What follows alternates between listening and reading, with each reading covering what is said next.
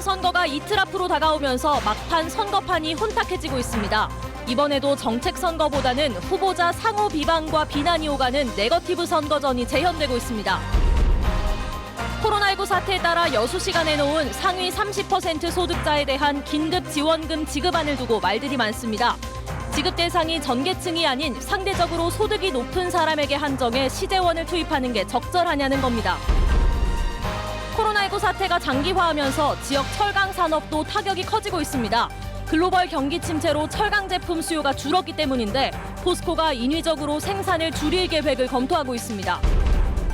전남 전 지역에 오존 경보제가 시행됩니다. 오는 15일부터 6개월 동안 오존 농도가 환경 기준을 초과하면 신속하게 주의보가 발령됩니다. 여러분 안녕하십니까? 4월 13일 월요일 밤 여수 MBC 뉴스데스크입니다. 제21대 국회의원 선거가 이제 이틀 앞으로 다가왔습니다. 우리 지역은 이미 30% 안팎의 유권자들이 투표를 마친 상황인데요. 막판 선거운동이 후보자 간 비방전 양상으로 이어지면서 유권자들의 최종 선택에 어떤 영향을 미칠지 주목됩니다. 김종수 기자가 보도합니다. 15일 총선을 앞두고 공식 선거운동도 막바지에 이르고 있습니다.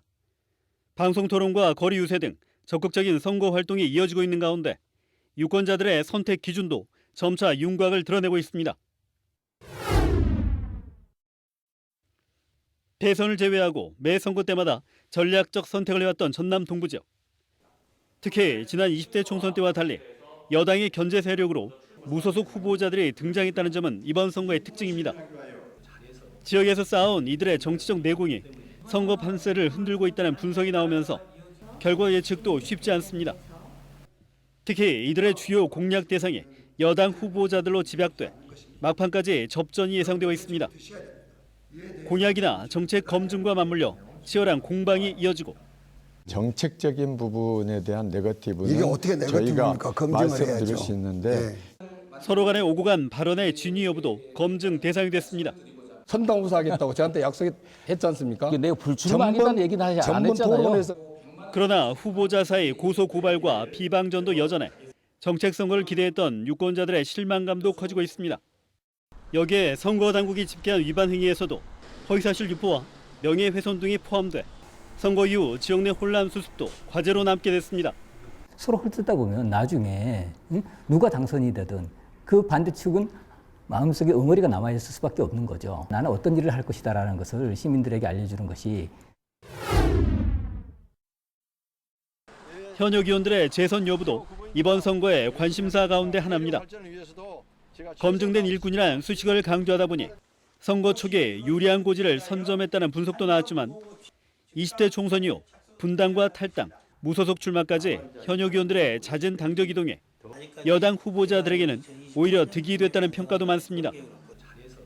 이런 가운데 선거운동 과정에서 제기된 당선 뒤 복당 발언은 득과 실을 따져야 할 변수로 작용하고 있습니다. 이해찬 대표도 추후 선거 끝나고 복당 심사 여부를 거쳐서 할 것이다라고 명확히 말을 한 바가 있습니다. 예, 잘 참고를 하세요. 이해찬 대표가 어제도 오늘 오전에도 광주 와서 안 된다고 이야기를 했네요. 하지만 전체적인 선거 구도가 이 같은 여당과 무소속 후보자로 압축되는 상황을 우려하는 목소리도 적지 않습니다. 인물론 못지않게 군소 정당들이 제시하는 지역 공약들도 꼼꼼히 따져 다양성을 확보하는 계기로 삼아야 한다는 겁니다. 민주주의는 소수 정당의 좋은 정책들이 입법화될 때 훨씬 발전한다고 생각합니다. 좋은 정책과 선거 공보물을 꼼꼼히 챙겨봤으면 좋겠습니다. 지난 2일부터 시작된 공식 선거운동 기간이 마무리 단계에 접어든 가운데 후보자들의 공약보다는 비방이, 신뢰보다 불신이 강조되는 일부 네거티브 선거에 유권자들의 어떤 판단을 할지 주목됩니다. MBC 뉴스 김종수입니다. 선거관리위원회가 여수시 을선거구의 권세도 후보 측이 김혜재 후보에 대해 공표한 일부 내용이 거짓이라는 판단을 내렸습니다. 전라남도 선거관리위원회는 권 후보 측이 주장한 김 후보가 검사 생활만 하고서도 전남 지역 출마자 재산 신고 1위를 했다는 등의 공표 내용이 거짓이라고 결정하고 이를 공고했습니다. 공직선거법에 따르면 선관위는 특정 후보자가 허위 사실을 공표했다는 신고가 접수되면 이를 확인한 뒤 거짓일 경우 선거 당일까지 홈페이지에 공고해야 합니다. 4.15 총선 당일 코로나19 자가격리자들의 투표 대책이 추진됩니다. 전라남도와 선거관리위원회는 자가격리자는 오후 5시 20분부터 투표장에 한해 외출을 허용하고 오후 6시까지 투표장에 도착하면 자가격리자들의 투표를 순차적으로 실시할 예정입니다. 전남의 코로나19 자가격리자는 현재 1,600명입니다. 네, 코로나19 사태로 어려움에 직면한 시민들을 지원하기 위해 지자체별로 다양한 재난지원금을 준비하고 있다는 소식 지난주 전해드렸습니다. 그런데 지역별로 지원 규모도 다르고 지원 대상에 대해서도 이견이 나오면서 논란이 커지고 있습니다. 네, 확실한 기준이 절실하다는 지적들이 많습니다. 자세한 내용 취재했습니다. 지난 7일 여수시의 긴급 민생 지원 대책을 직접 브리핑한 권오봉 여수시장.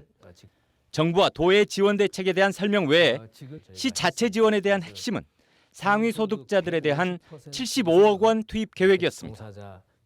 정부와 전라남도의 지원에서 배제된 상위 30%층에 시 예산만으로 가구당 20만 원씩을 준다는 겁니다. 코로나19 때문에 다들 어려움을 겪고 있는데 모든 시민들께 좀 지원을 해달라 이런 말씀들이 많습니다. 하지만 모두가 어렵다는 사실을 전제하더라도 시 재원을 상대적 고소득자를 대상으로 투입해야 하느냐를 놓고 반론이 적지 않습니다.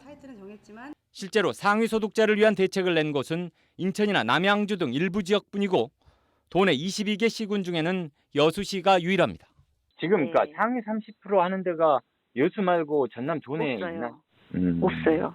지원 사각계층을 없애자는 취지라면 자금 지원을 전 계층으로 확대해야 한다는 주장도 나옵니다. 시 자체적으로도 재난 기본소득을 도입하자는 얘기입니다. 이미 광역 단위에서 경기도가 도입을 했고 각 지자체로도 확산되고 있는 가운데 인근 광양시도 1인당 20만 원 규모로 전격 시행을 확정했습니다. 취약계층이나 어려운 이웃들은 말할 것도 없고 소상공인 중소기업들의 어려움에 처해 있습니다. 그래서 이번 보편적인 지원을 통해서 지역 경제에 활력을 불어넣고 선순환 구조로 가기 위한 많은 시들이 이미 앞장서서 이미 3월 말부터 예산 편성을 하고 시의회와 협조해서 조례를 통과시키고 지금 이제 공포한 데도 있고요. 아주 많은 곳을 찾아봤습니다.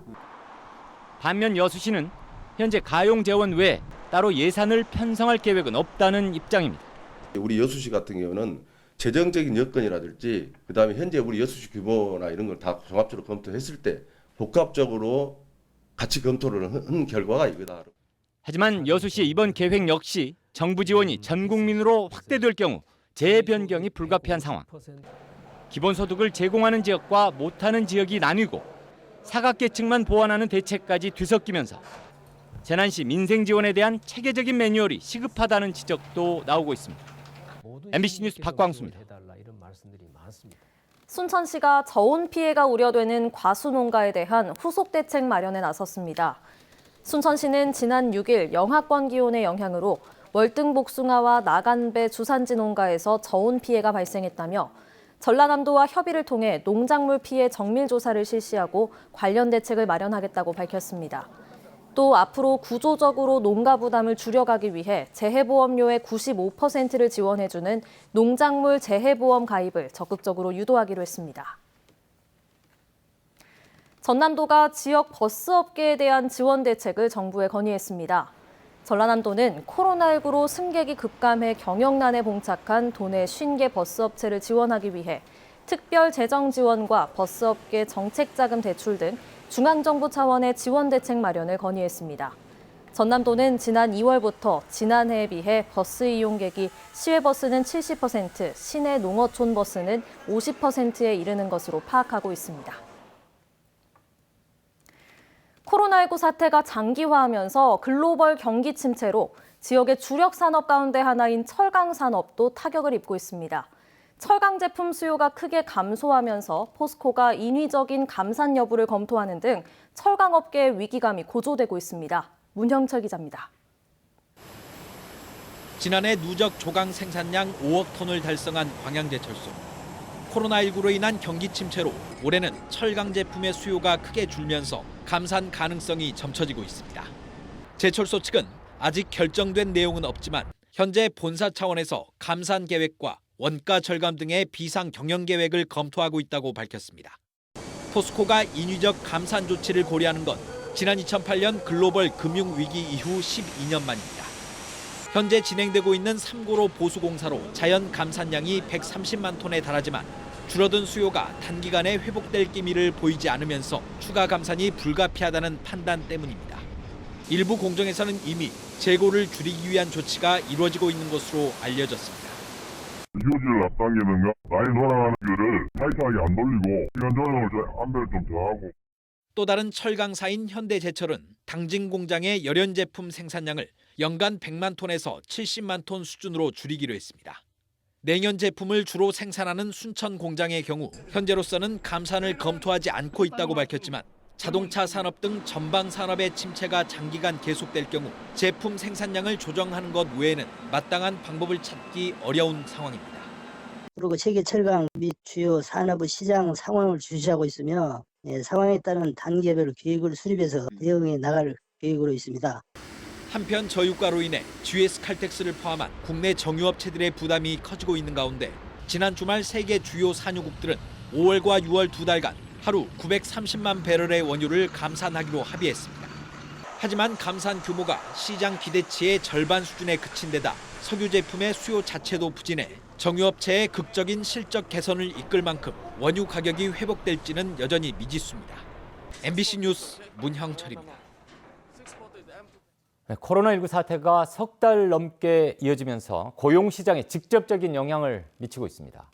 실업급여 신청 건수는 역대 최대치를 기록했고 채용시장이 얼어붙어 재취업도 쉽지 않은 상황입니다. 이재원 기자입니다. 실업급여 신청자들로 북적이는 광주 고용센터. 권고사직이나 폐업 등 실업급여를 신청하는 이유는 다양하지만 원인은 모두 코로나19로 모아집니다. 간병 일을 하고 있었는데요. 환자가 없어서 여기 코로나 때문에 환자가 안 들어오니까 못하고 권고사직 된 거예요. 코로나19 상황이 장기화되면서 실업급여 신청 건수도 가파르게 증가하고 있습니다. 지난 2월 만여 건이던 광주 지역의 실업급여 신청 건수가 지난달에는 15,000여 건으로 급증했습니다. 이는 지난해 같은 기간에 비해서도 30%가량 증가한 것으로 역대 최대치로 추정됩니다. 광주 쪽만 보면은 아마 이때가 최근 들어서는 제일 많이 신청하지 않으셨을까 싶습니다. 생각폭이 좀 다르지 이거는 거의 전국적인 현상이라고. 그렇다고 재취업이 쉬운 것도 아닙니다. 채용시장도 코로나19에 감염되면서 꽁꽁 얼어붙고 있습니다. 광주 지역의 한 채용정보 사이트에 접수된 지난달 구인 광고는 1,300여 건으로 지난해보다 무려 35%나 감소했습니다. 나오는 게 조금 적기는 하죠. 많이 불안한 것 같아요. 재취업이 돼도 불안한 건 여전하고 재취업이 될지도 걱정스러운 마음이 있어서. 지역 경제가 코로나19의 가시적인 사정권에 들어가면서 고용 시장도 급속히 얼어붙고 있습니다. MBC 뉴스 이재원입니다. 전남 전 지역에 오존 경보제가 시행됩니다. 전라남도 보건환경연구원은 오는 15일부터 6개월 동안 도내 전 지역을 대상으로 오존 농도가 환경 기준을 초과하면 신속하게 주의보를 발령해 도민 생활 환경 피해를 최소화하기로 했습니다. 오존주의보는 1시간 평균 농도를 기준으로 오존 농도가 0.12 ppm 이상인 경우 주의보, 0.3 ppm 이상인 경우 경보, 0.5 ppm 이상인 경우 중대 경보를 발령합니다.